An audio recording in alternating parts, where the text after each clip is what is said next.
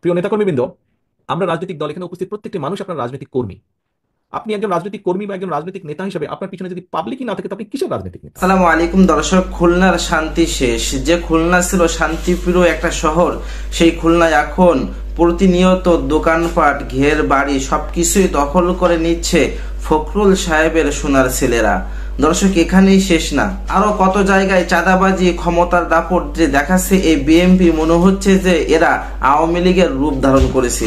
দর্শক, এইসব বিষয় নিয়ে এবার মুখ খুলেছে জনাব তারেক রহমান সাহেব। দর্শক, আজকের লাইভে জনাব তারেক রহমান সাহেব কি বলেছে সেটা আপনারা দেখতে পাবেন, তাই দর্শক সম্পূর্ণ দেখবেন এবং বেশি বেশি শেয়ার করে অন্যকে দেখার সুযোগ করে দিবেন। চলুন দর্শক, সর্বপ্রথম আমরা দেখে আসি জনাব তারেক রহমান সাহেব কি বলেছে। প্রিয় নেতাকর্মীবৃন্দ, আমরা রাজনৈতিক দল এখানে উপস্থিত প্রত্যেকটি মানুষ আপনার রাজনৈতিক কর্মী। আপনি একজন রাজনৈতিক কর্মী বা একজন রাজনৈতিক নেতা হিসেবে আপনার পিছনে যদি পাবলিকই না থাকে, তো আপনি কিসের রাজনৈতিক নেতা, কিসের রাজনৈতিক কর্মী? আপনার পিছনে যদি পাবলিকই না থাকে, ও আর নাম সর্বস্ব নেতা আপনি হবে, তো লাভ আছে কোনো ওরকম হয়ে? ওরকম হয়তো কোনো লাভ নেই। আমাদের একজন রাজনৈতিক কর্মী হিসাবে আমাদের সবচেয়ে বড় সার্থকতা কি? যখন এই যে আপনি ঘর থেকে যখন বের হন, আপনি ঘর থেকে বের হয়ে ধরেন আপনার নাম হচ্ছে গিয়ে হিরণ কুমার। তো হিরণ কুমার কি আপনি একা শুধু? হিরণ কুমার কি আরো শত শত হাজার হাজার হিরণ কুমার নাই? কিন্তু খেয়াল করে দেখেন তো, হিরণ কুমার হিসেবে আপনি যখন বের হন, মানুষের সম্মান বা সালাম আপনি যেটা পান ঘর থেকে দিনে বের হওয়ার পরে, আপনার মতো অন্য হিরণ কুমার যারা আছে তারা কি পাচ্ছে সেটা? তাদেরকে হয়তো কেউ চেনেই না। কিন্তু আপনি কেন পাচ্ছেন? আপনি এই জন্য পাচ্ছেন যে আপনি এই দলের একজন নেতা, সেই জন্য কিন্তু আপনি সম্মান পাচ্ছেন, মানুষের 10টা মানুষের সালাম পাচ্ছেন। এখন ভাই, এখন ভাই কথাটা হচ্ছে যে 10টা মানুষ কেন সালাম দিচ্ছে? 10টা মানুষ সালাম দিচ্ছে যে আপনি বিপদে আপদে হোক বা তার ভবিষ্যৎ নিয়ে আপনি কাজ করেন, চিন্তা করেন। কিন্তু আপনি যদি এমন কিছু করেন যেটা তাকে আঘাত করবে, দুঃখ দিবে, আপনার পেছন থেকে সরে যাবে, আপনার পিছনে এখন আপনি সালাম পান, আপনি বের হলে মিছিল করলে সে এসে মিছিলে হয়তো অংশগ্রহণ করে, হয় মধ্যে থেকে বা পিছনে থেকে একজন সমর্থক হিসাবে। কিন্তু আপনি যদি এমন কোনো কাজ করেন যেটাতে সে আঘাতপ্রাপ্ত হবে, সে কি আপনার পেছনে থাকবে? সে কি পাবলিকটা আপনার পিছনে থাকবে? সে যদি না থাকে, তো আপনি কিসের নেতা? আপনি কিসের নেতা? এবং এখন কিন্তু মানুষ অনেক সচেতন। এবং সহকর্মী বৃন্দ, আপনাদেরকে আমি একটি কথা বলি, এটা ব্যক্তিগতভাবে নিবেন না। কথাটি হচ্ছে, দেখুন, আহ, মানুষ আমাদের উপর আস্থা রাখতে চাইছে, আমাদের উপরে অর্থাৎ বাংলাদেশ জাতীয়তাবাদের উপরে। মানুষ অর্থাৎ দলমত নির্বিশেষে সাধারণ মানুষ যারা ভোটার এই দেশের, তারা বিএনপির উপরে আস্থা রাখতে চাইছে। এই আস্থা যদি নষ্ট করার জন্য কেউ কোনো কাজ করে, এমন কোনো কাজ করে যেটাতে আস্থা নষ্ট হবে, তাহলে ভাই তাকে তো আমাদের পক্ষে, আমার পক্ষে টানা সম্ভব না, টানবো না আমি তাকে, তাকে শেল্টার আমি দেব না। এখানে দলকে স্বার্থপর হতেই হবে।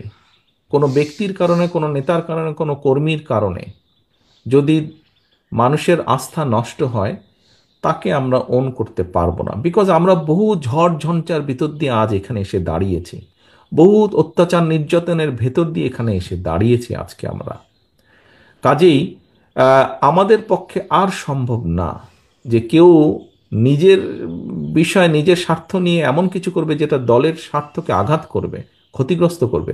তাকে আমাদের পক্ষে টানা সম্ভব না। হ্যাঁ, অনেকে ইদানিং কিছু কিছু লোক বলার চেষ্টা করে যে দেখুন, আপনারা নয় কি করছেন, আমাদের মধ্যে কেউ কেউ করেছে, কোনো কোনো সদস্য ভুল করেছে, বিভ্রান্ত হয়েছে, কিছু কিছু আপত্তিকর কাজ করেছে, আমরা আমাদের দলের সাথে তার সম্পর্কটা ছিন্ন করেছি। এতে কি হবে কেউ কেউ বলে, এতে কি হবে সেটা হচ্ছে পরের ব্যাপার। কিন্তু আমি আমার অবস্থান পরিষ্কার করেছি। হ্যাঁ, হয়তো সবগুলা ব্যাপার আমরা এরকম আরো কেউ কেউ করছে, আমরা হয়তো সবগুলা ব্যাপার অ্যাড্রেস করতে পারছি না। যতটুকু আমরা জানছি আমরা সাথে সাথে ব্যবস্থা গ্রহণ করছি, যখন যেটা জানবো ব্যবস্থা গ্রহণ করছি, আমাদের অবস্থান পরিষ্কার করছি।